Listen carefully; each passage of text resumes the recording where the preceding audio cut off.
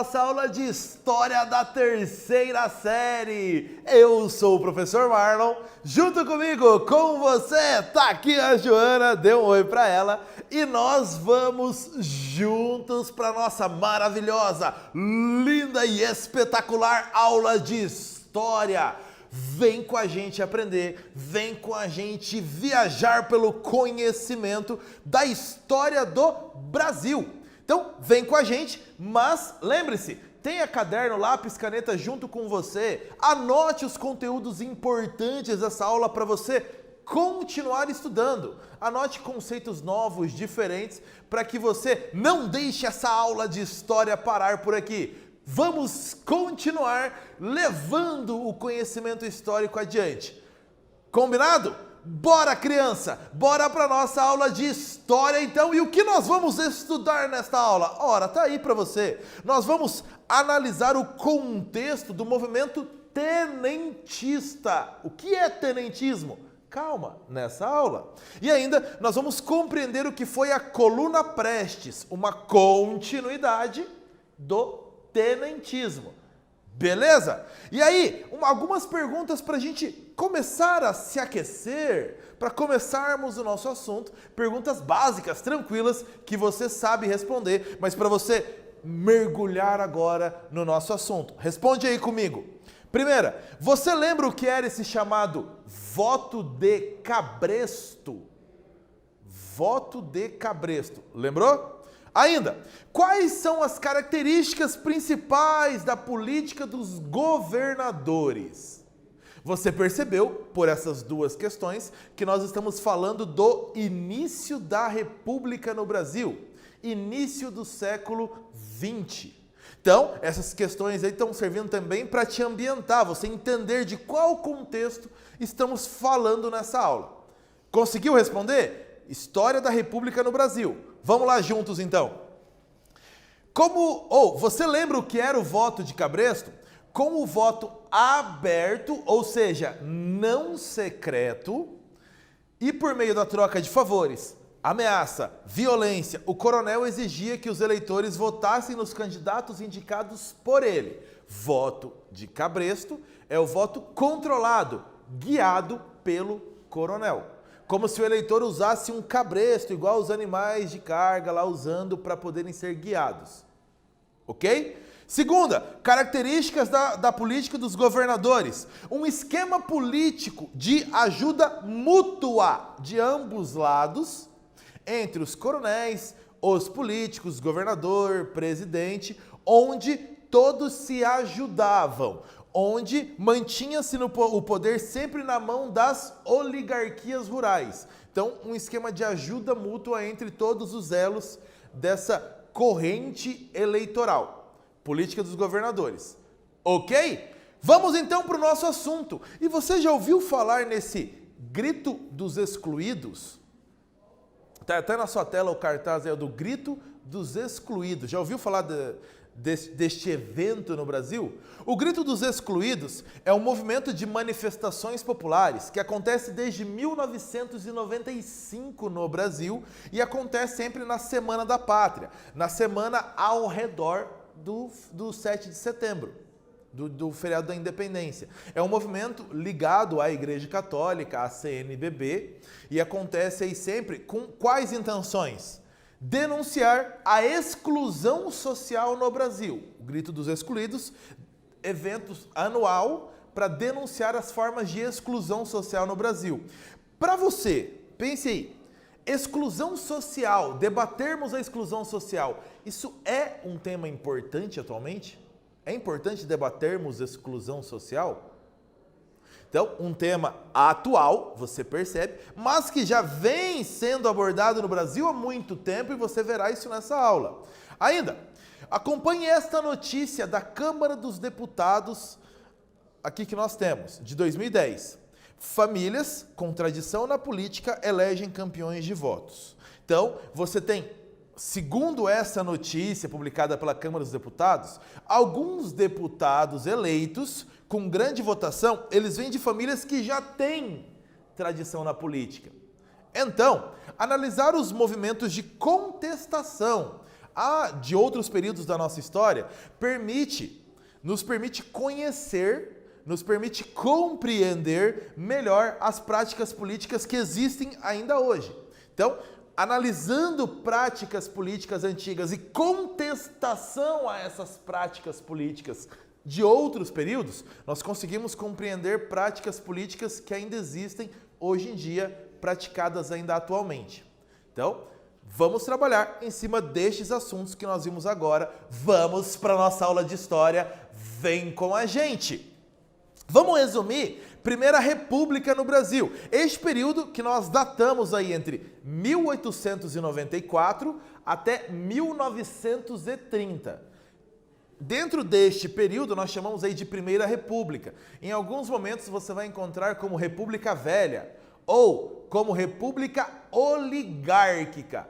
Por que oligárquica? Olha lá, o domínio dos coronéis, das oligarquias, as famílias mais ricas de cada região. Então, marcado pelo voto de Cabresto, que você lembrou no início dessa aula. Política do café com leite, um sistema de sucessão presidencial entre dois estados, São Paulo e Minas Gerais. Então, política do café com leite, a sucessão presidencial era levada por esses dois estados sempre que se revezavam na indicação do presidente.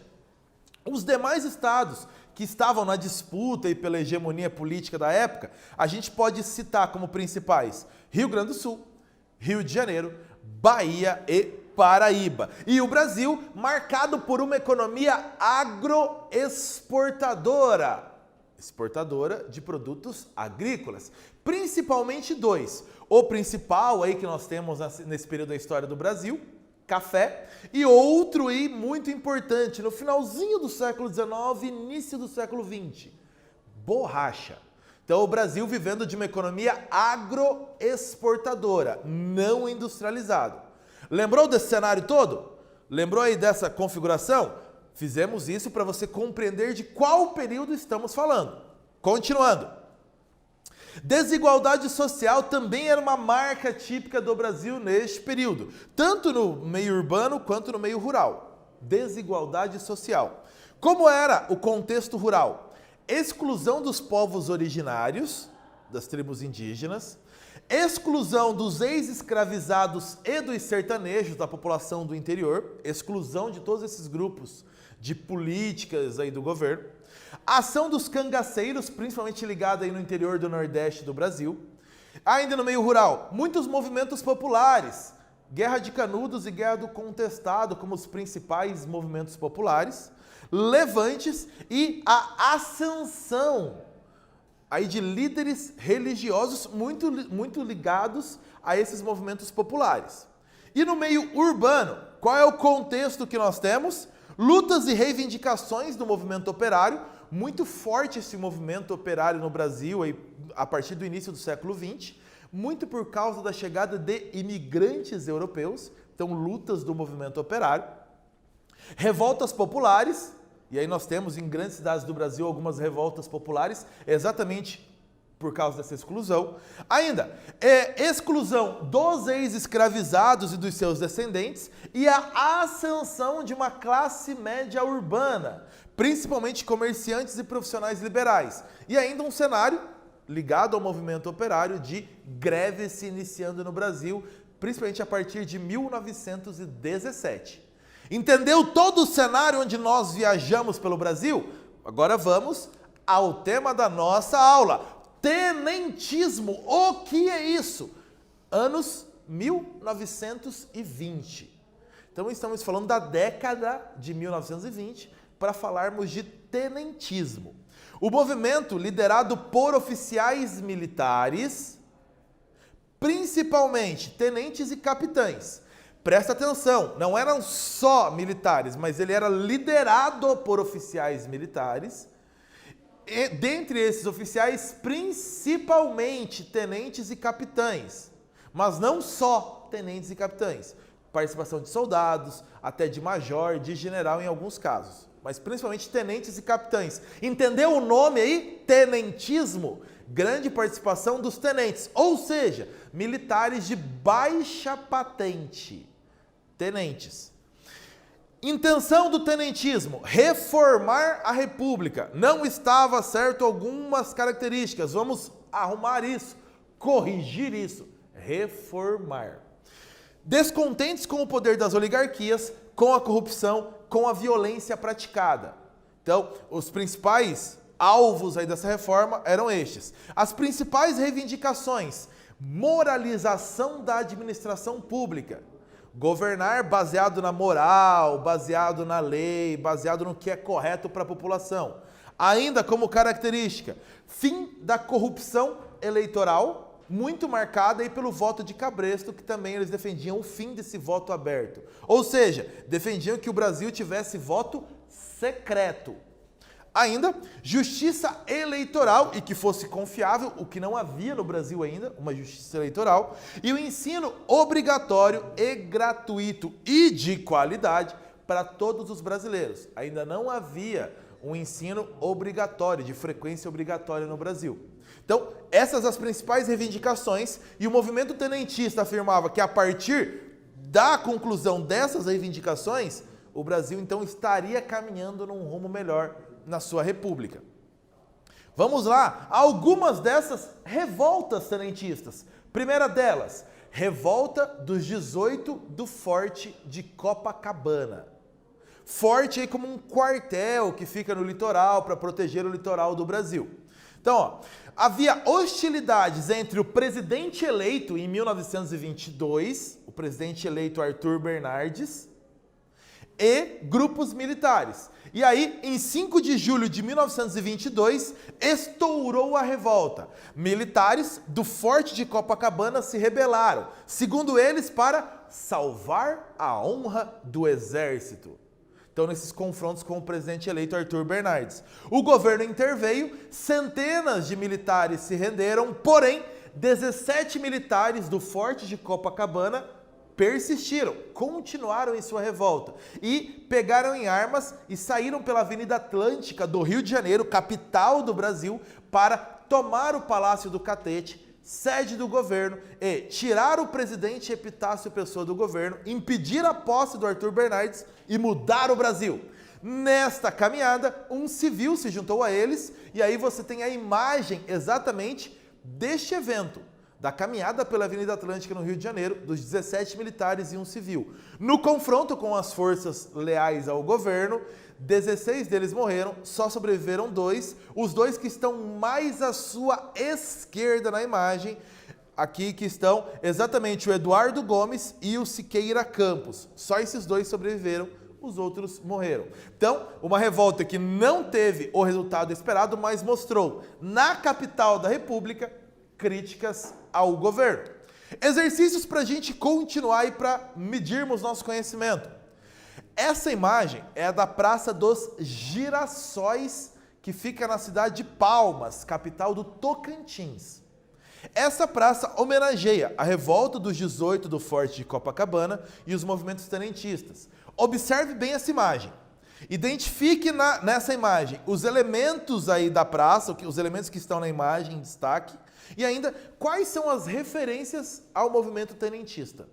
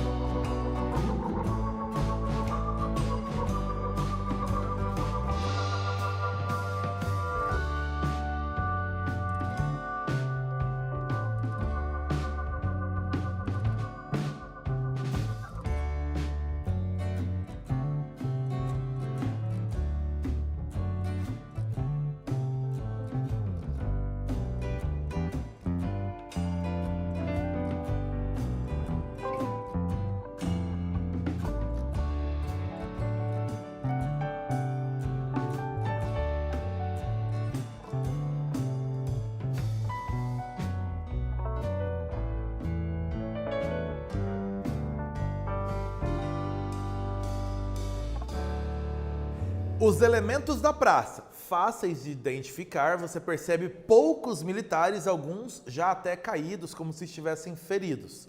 Ainda, a bandeira do Brasil, repara bem do lado direito, ela está toda esfarrapada, mas está sendo levada adiante. Ou seja, o símbolo aí dela estar em reconstrução, reforma.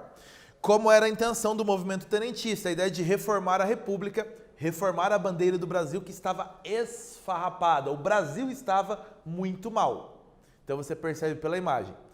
Outro movimento tenentista, o segundo 5 de julho, 2 anos depois da revolta dos 18 do Forte de Copacabana. Então você tem o 5 de julho de 1924 em São Paulo, desta vez. Tenentes exigiam a saída do presidente Arthur Bernardes, novamente com o presidente Arthur Bernardes, exigiam voto secreto e exigiam esse ensino gratuito obrigatório de qualidade. Este movimento chegou à guerra mesmo, trincheiras dentro da cidade de São Paulo, militares de alguns quartéis rebelados, restante de forças leais ao governo cercando a cidade de São Paulo, e semanas de combate, bombardeios da artilharia com canhões inclusive, ataques da infantaria com metralhadoras e apoio da aviação militar. Cenas de guerra dentro da cidade de São Paulo. Consequência? Muitas mortes entre os civis. Depois de semanas de combate, cerca de 1.000 soldados que não se renderam, não se entregaram, saíram de São Paulo e formaram a Coluna Paulista, uma marcha de soldados que passou pelo estado de São Paulo, chegou a entrar no Mato Grosso e foram até Foz do Iguaçu, no Paraná. Então, 2 eventos grandes em 2 estados importantes do Brasil de contestação a esse poder das oligarquias e ao presidente Arthur Bernardes. Houve outros? Sim! Olha esse mapa do Brasil selecionadinho e pintado para você. Outros movimentos muito parecidos aconteceram no mesmo período dos anos 1920. No Amazonas e no Sergipe, eles chegaram a depor, a tirar o governo estadual por um tempo. Então eles chegaram a tirar o governador, o movimento teve certo êxito no Amazonas e no Sergipe. No Pará, no Mato Grosso e no Rio Grande do Sul, também houve movimentos tenentistas com menor impacto, menor força, mas também houve. Então você consegue perceber que boa parte do território brasileiro passando por movimentos tenentistas. O governo federal, claro, reagiu, muitos militares presos e condenados a trabalhos forçados. Mas você tem uma revolta envolvendo membros do exército. Olha a importância disso. Exercício pra gente. Leia esse textinho que está colocado para você e responda. De que maneira os movimentos tenentistas de 22 e 24 eram contrários ao governo?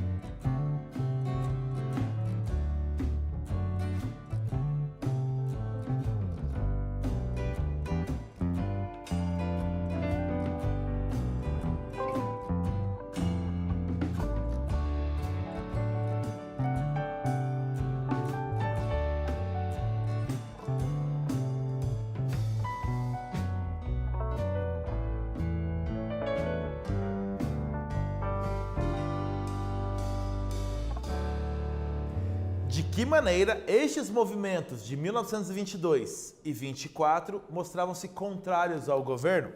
Eles eram contrários ao poder das oligarquias rurais, que é a base de sustentação do governo, a base dessa sociedade. Então, eles questionavam essas práticas corruptas e muitas vezes violentas dos coronéis, praticadas pelos coronéis. Eles exigiam um sistema eleitoral mais justo e representativo, principalmente através do voto secreto, e exigiam a saída do presidente Arthur Bernardes, percebeu isso em ambos os movimentos. Ainda falando de tenentismo, o expoente principal deste tenentismo, a Coluna Prestes. Soldados paulistas saíram da Revolução de São Paulo e foram até Foz do Iguaçu, no Paraná. Em Foz do Iguaçu, encontraram-se com outro grupo que vinha do Rio Grande do Sul, também do movimento tenentista de lá. Então, duas colunas, a paulista e a gaúcha, se encontraram em Foz do Iguaçu, no Paraná. E ali, liderados então pelo Major Miguel Costa, que aqui nessa imagem está no círculo amarelo, e ainda pela coluna do Rio Grande do Sul, liderada pelo capitão Luiz Carlos Prestes, que aqui na coluna está de vermelho, aqui na imagem. Então você tem os dois capitães, o Miguel Costa aqui no círculo amarelo, o capitão Luiz Carlos Prestes, quem deu o nome ao movimento, a coluna Prestes, aqui no círculo em vermelho. O Luiz Carlos Prestes, aliás, recebia a referência na imprensa de o Cavaleiro da Esperança. Então a importância da liderança dele aí. A principal tática da coluna Prestes, qual era? A tática de guerrilha. Ou seja, vamos sair pelo interior do Brasil, vamos conversar com as pessoas para acabar com o poder das oligarquias, convencer a população a não obedecer mais os coronéis e a nos apoiar nessa luta por voto secreto, ensino melhor, reformar a república. Vamos a pé fazer isso e tática de guerrilha. Naturalmente, os coronéis, o exército os enfrentaria. Então, a tática da guerrilha, de ataques localizados, evitando confrontos abertos. Aqui um mapinha que te mostra um pouco do que foi o trajeto da coluna Prestes. 25 mil quilômetros, 25 mil quilômetros por 12 estados do Brasil, pelo interior, buscando o apoio do povo nessa luta do tenentismo.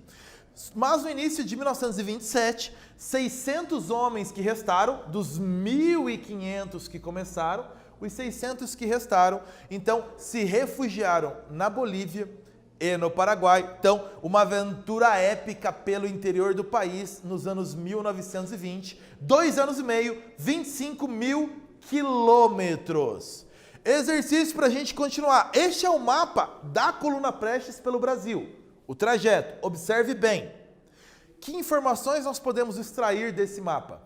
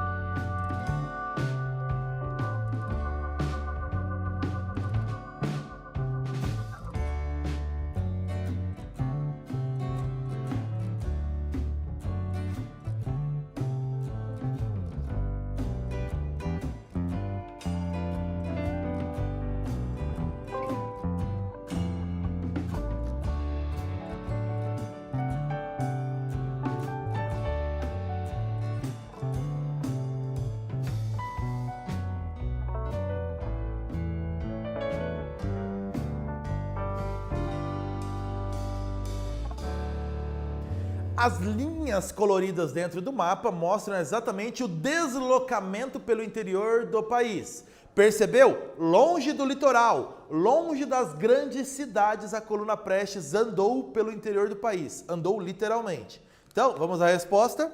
Houve o deslocamento pelo interior do país em regiões dominadas pelos coronéis. Porém, longe dos grandes centros urbanos do litoral, portanto, distantes dos grandes batalhões do exército, para evitar os grandes confrontos e evitar perder soldados nessas batalhas. Nessa aula, o que nós estudamos? O movimento tenentista dos anos 1920, que foi realizado por membros de patentes mais baixas do Exército, marcou uma tentativa de combate ao poder das oligarquias que marcava a República no Brasil. Ainda, a Coluna Prestes, sob a liderança do Luiz Carlos Prestes, surgiu a partir de movimentos tenentistas. Percorreu o interior do país num total de mais de 25 mil quilômetros. Crianças, nós vamos ficando por aqui nessa aula. Bons estudos para você. Tchau, povo!